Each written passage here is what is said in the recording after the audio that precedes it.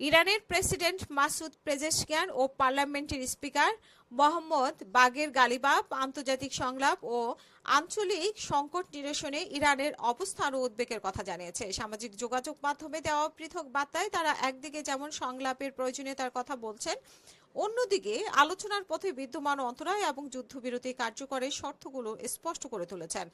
President Masoud Pezeshkian এক পোস্টে লিখেছেন যে ইরান সবসময় সংলাপ ও সমঝোতার স্বাগত জানিয়ে আসছে এবং এই ধারা অব্যাহত রেখেছে। তবে কার্যকর আলোচনার ক্ষেত্রে তিনটি বড় বাধার কথা উল্লেখ করেছেন তিনি।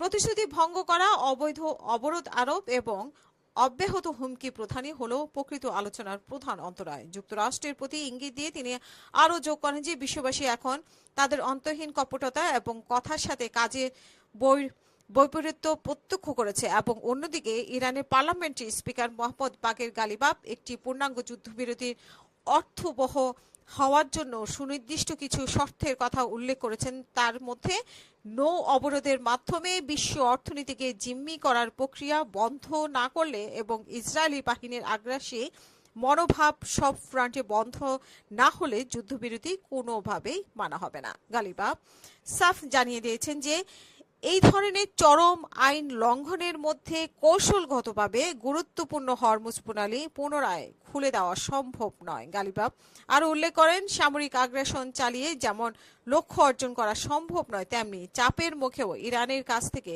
কোনো ছাড় আদায় করা যাবে না। ইরানি জাতির ন্যায্য অধিকার মেনে নেওয়াই সংকটের একমাত্র সমাধান বলে তিনি মনে করেন।